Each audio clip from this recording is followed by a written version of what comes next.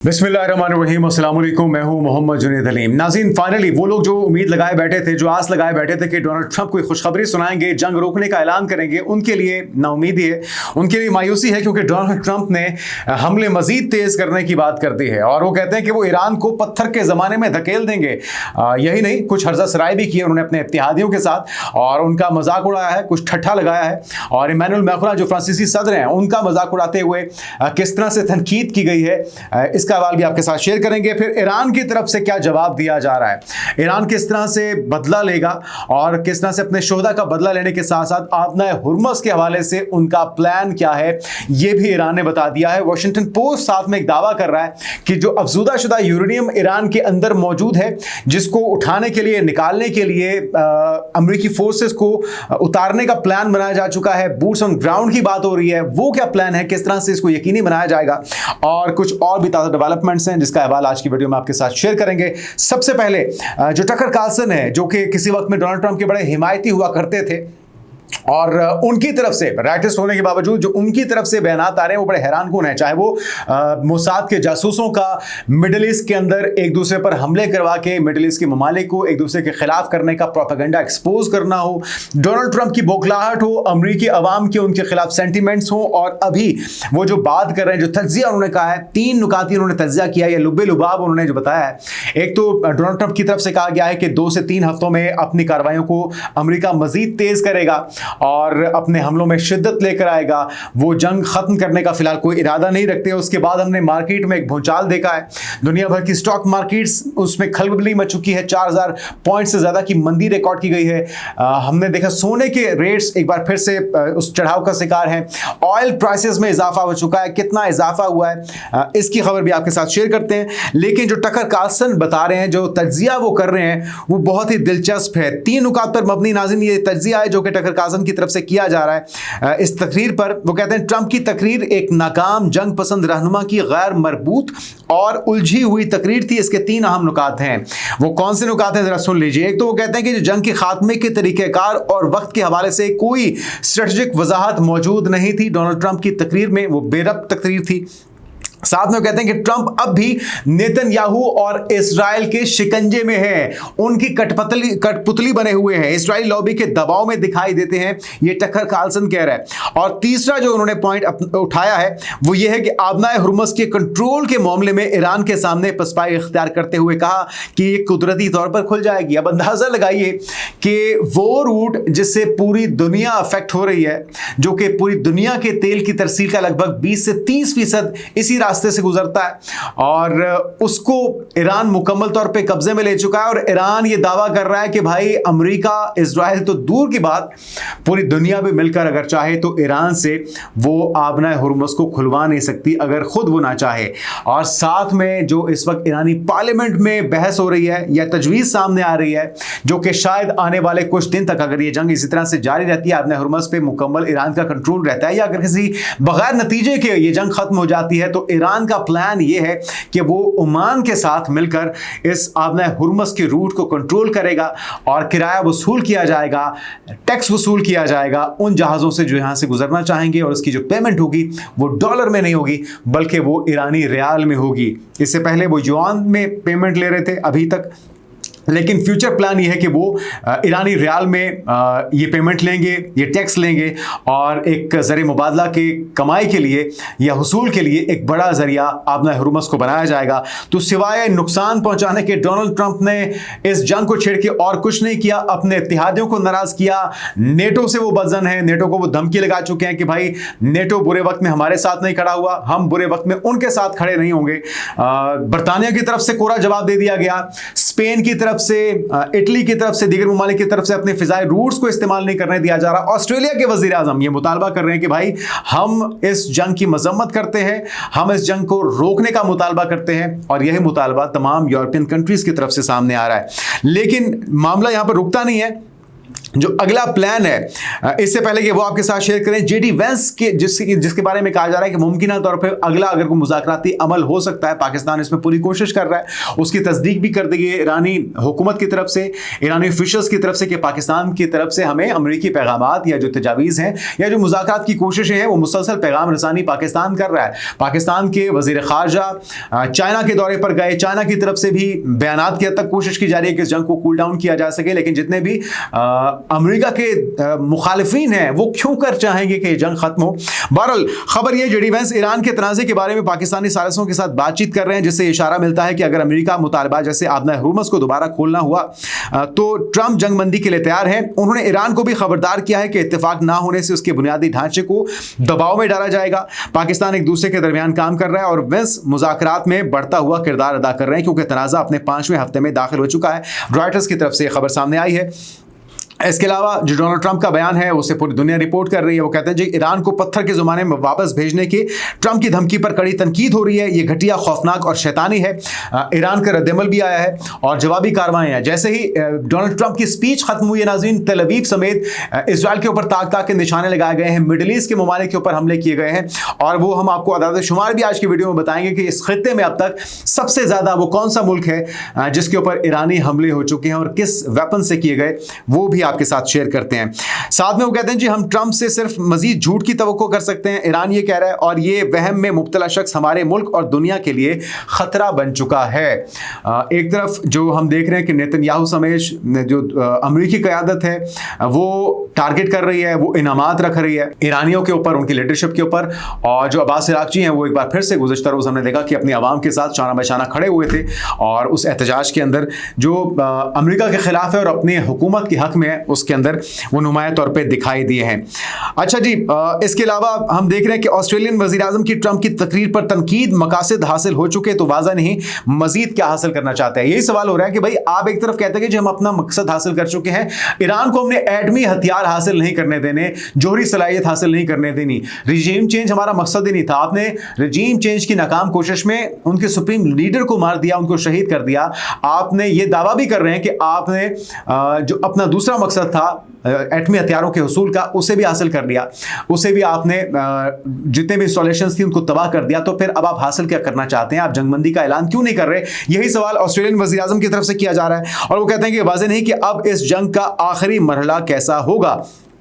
तो ये है तमाम इत्तेहादी अमेरिका के जो कि खफा दिखाई देते हैं। साथ में ये जो आप मनाजिर देख रहे हैं नाज़रीन, ये Iran launches more missiles at Israel as Trump finishes speech. जैसे ही ये तकरीर खत्म हुई है तो उसके बाद हमने तबाही देखी है और बर्बादी देखी है इसराइल के अंदर। और ये जो आप देख रहे हैं कि सीवरेज एक लाइन थी जो कि बुरी तरह से डैमेज हुई है। Iranian missile debris damages water pipe in central Israel. तो लोग इस वक्त परेशान हाल हैं। इसराइली जो हैं, जो यहूदी हैं, वो निकल के भागना चाहते हैं, उनको भागने का मौका नहीं मिल रहा क्योंकि ईरान जो है वो एक तारीखी खौफनाक बदला ले रहा है और इस बदले की वजह से नेतन्याहू तो बौखलाहट का शिकार देता ही है। डोनाल्ड ट्रंप भी बहकी बहकी बातें कर रहे हैं और चंद लम्हे बाद उनका जो पिछला बयान है उससे वो मैच नहीं कर पाते, उसे वो पूरा नहीं कर पाते। लेकिन इमैनुअल मैक्रों की किस तरह से किट लगाई है उन्होंने, जरा देखने के लायक है। जरा देखिए डोनाल्ड ट्रंप क्या कह रहे हैं कि जब उन्होंने अपने इत्तेहादियों से मदद मांगी तो उन्होंने क्या कहा। So he gets off probably says, man, that was easier than I thought. Then I call up France, Macron, whose wife treats him extremely badly. And he's still recovering from the right to the jaw. And I say, Emmanuel, we'd love to have some help in the Gulf, even though we're setting records and knocking out bad people and knocking out ballistic missiles. We'd love to have some help. If you could you please send ships immediately? No. We cannot do that, Donald. We can do that after the war is won. I said, no, I don't need after the war is won, Emmanuel. Many of them said, we'll be there after the war is completed. And so I learned about NATO. तो जनाब आपने सुना है manual Macron को किस तरह से kit लगाई जा रही है। वो कह रहे हैं कि उनकी वाइफ बहुत बुरे तरीके से ट्रीट करती हैं उनको, उनके जॉ का इलाज अभी भी जारी है, वो ट्रीटमेंट करवा रहे हैं। और जब मैंने उनसे कहा गया कि जी आपकी मदद चाहिए, तो उन्होंने कहा कि नहीं अभी नहीं मैं भेज सकता अपनी इमदाद फौजी कुमक, जब ये जंग जीत लेगा अमेरिका तब हम भेजेंगे। तो उन्होंने कहा कि नहीं मुझे तब ज़रूरत नहीं है। तो ये इस तरह का सूरत हाल चल रही है और धमकियाँ चल रही हैं, बददुआएं चल रही हैं, इल्ज़ाम तराशियाँ चल रही हैं। और साथ में वाशिंगटन पोस्ट नाज़रीन एक दावा कर रहा है और वो दावा है यूरेनियम की अफजूदगी के हवाले से जो तहफ़्फ़ुज़ात है अमेरिका को। वो कहते हैं कि जी अफजूदा शुदा यूरेनियम को किस तरह से अमेरिका निकालना चाहता है, उसका प्लान अमेरिकी फ़ौज ने डोनाल्ड ट्रंप को दे दिया है। अमेरिकी फौज ने सदर ट्रंप को अफजूदा यूरेनियम कब्जे में लेने का मंसूबा पेश कर दिया। खबर यह है वाशिंगटन पोस्ट की, जिसमें वो कहते हैं कि ईरान की यूरेनियम को कब्जे में लेने के लिए मंसूबा तैयार किया गया है। मंसूबा ज़मीनी फोर्सेस दाखिल करके यूरेनियम निकालने पर मुश्तमिल है। तो जो ग्राउंड फोर्सेस हैं उनको उतारा जाएगा, बूट्स ऑन ग्राउंड के जरिए यकीनी बनाया जाएगा, जो कि एक और हिमाकत हो सकती है। और मंसूबे के लिए खुदाई के आलात तैयारों के लिए रनवे तामीर करना ज़रूरी होगा। मंसूबे की अमली मुश्किलात और ख़तरात इंतहाई ज़्यादा हैं। ऑपरेशन में यूरेनियम की महफूज मुंतकिली सबसे बड़ा चैलेंज है। तो ये किसी हॉलीवुड मूवी का मंजर पेश किया जा रहा है। ये कोई गुड्डा गुड्डी का खेल नहीं है कि आपने अफजूदा जुदा यूरेनियम जो कि इंतहाई मोहलिक हो सकती है अगर वो मिस हैंडलिंग हो जाए उसकी ट्रांसपोर्टेशन के अंदर, तो वो एक बहुत बड़ी तबाही में ना सिर्फ इस खित्ते बल्कि पूरी दुनिया की तबाही का बायस बन सकती है। तो ये किस तरह का एडवेंचर किया जा रहा है? क्या ये सिर्फ खबरें हैं? क्या ये सिर्फ अपने गवर्नमेंट को खुश करने के लिए कोई बयानात है या रिपोर्ट है? यह हकायक पर मबनी है, ये तो कुछ दिनों में पता लगेगा। लेकिन अभी तक बहरहाल अमेरिकी फौज अपने सदर को खुश करने के लिए ये यकीन दहानी करवा रही है।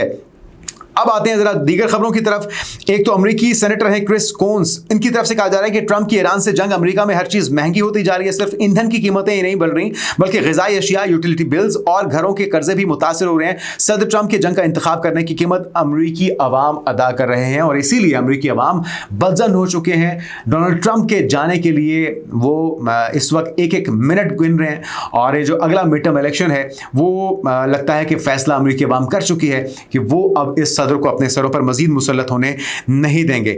इसके अलावा अगर बात की जाए नाज़रीन दीगर खबरों की, दीगर डेवलपमेंट्स की या जवाबी कार्रवाइयों की, तो ईरान के जवाबी हमले जारी हैं। यूएई में 37 अमेरिकी फौजियों को हलाक करने का दावा किया जा रहा है। खलीज फारस में इजरायली ऑयल टैंकर को भी कहा जा रहा है कि निशाना बनाया गया है और एक वीडियो भी जारी की गई है जिसमें देखा गया कि पासदारान इनकलाब ने यूएई में खुफिया मकाम पर जारी अमेरिकी फौजियों की मीटिंग के मकाम को हदफ बनाया और इजरायली ऑयल टैंकर पर हमले के बाद उसमें आग लगी हुई भी देखी जा सकती है। सिर्फ मिडिल ईस्ट में जो अब तक होने वाली कार्रवाइयां हैं उसमें अगर देखा जाए परसेंटेज के हिसाब से तो 49% जो हमले थे वो सिर्फ और सिर्फ यूएई पर किए गए हैं। सऊदी अरेबिया पर 19% हमले हुए हैं, इजराइल पर 15% हुए हैं, कुवैत पर 10% हुए हैं, इराक पर 8, बहरीन पर 4 और कतर पर 3% हमले हो चुके हैं। और इसमें बैलिस्टिक मिसाइल, ड्रोन्स और क्रूज मिसाइल्स का इस्तेमाल किया गया है और ये सारी जो डिटेल है आप देख सकते हैं। 1914 इसमें ड्रोन्स हमले हुए हैं और बैलिस्टिक मिसाइल से होने वाले जो हमले हैं यूएई पर वो 414 हैं। और इसकी वजह क्या ये महज इत्तेफाक है? नहीं, ये इसके पीछे एक बैकग्राउंड है।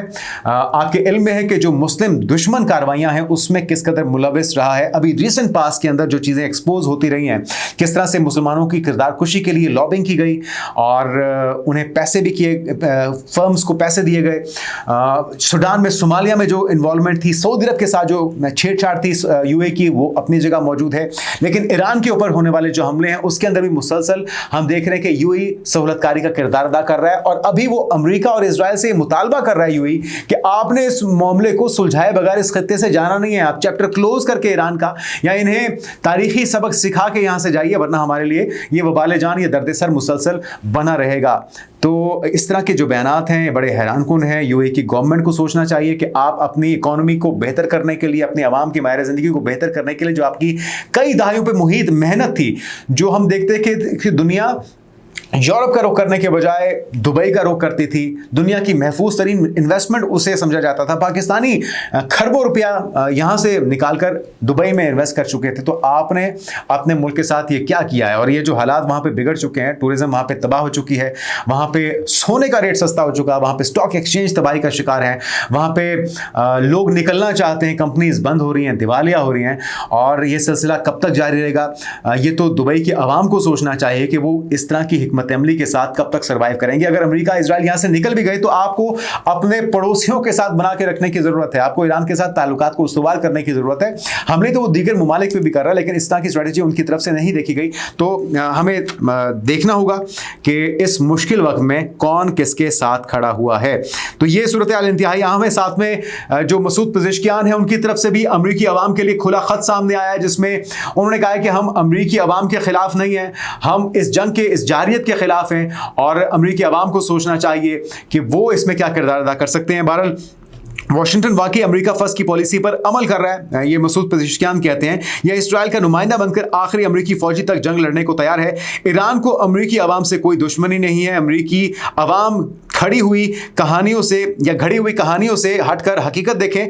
ईरानी सदर ने अमेरिका से जंगबंदी की दरख्वास्त की और डोनाल्ड ट्रंप की तरफ से एक बार फिर से ये दावा भी किया जा रहा है। अगर ये दावा है या झूठ है, दोनों सूरतों में इससे कोई फर्क नहीं पड़ता। अगर मसूद पेज़ेश्कियान अमन चाहते हैं तो ये अच्छी बात है, ये काबिल तारीफ अमर है और इसको सराहा जाना चाहिए। इसके ऊपर कान धरने की ज़रूरत है, ना कि अब इसको तनकीद का निशाना बनाए। बहरहाल ईरान की सुप्रीम नेशनल सिक्योरिटी काउंसिल के रुकन है, आबदा हुर्मुज़ बंद करने का वो इंडिया दे रहे हैं और ईरान का आबदा हुर्मुज़ पर मुकम्मल कंट्रोल बरकरार रखने का मौक़िफ़। जहाज को आबदा हुर्मुज़ उबूर करने में 7 से 8 घंटे वो कहते हैं लगते हैं।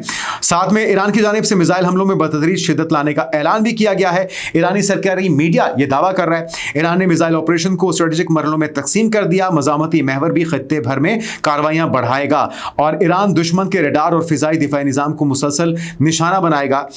इसके अलावा ईरानी सुप्रीम लीडर मुश्तबा खामनाई के सेहत के हवाले से भी एक डेवलपमेंट है। जाते जाते भी ये भी आपको देते हैं, क्योंकि अमेरिका की तरफ से, इजराइल की तरफ से दावा किया जा रहा था कि या तो वो ज़ख्मी है या वो उन्हें भी शहीद किया जा चुका है। तो ईरान की वजारत ख़ारजा ने तस्दीक की है कि मुश्तबा खामनाई खैरियत से हैं और वो जंग की वजह से अवाम में नहीं आ रहे, क्योंकि ख़तरा मौजूद है। उनके सर की कीमत लगाई जा चुकी है और $10 करोड़ से ज़ायद इनामी रकम भी रखी जा चुकी है। तो ईरानी सुप्रीम लीडर जंगी हालात के बायस अवाम में नहीं आ रहे, लेकिन वो खैरियत से हैं और बाहिफाजत महफूज मकाम पर मौजूद हैं।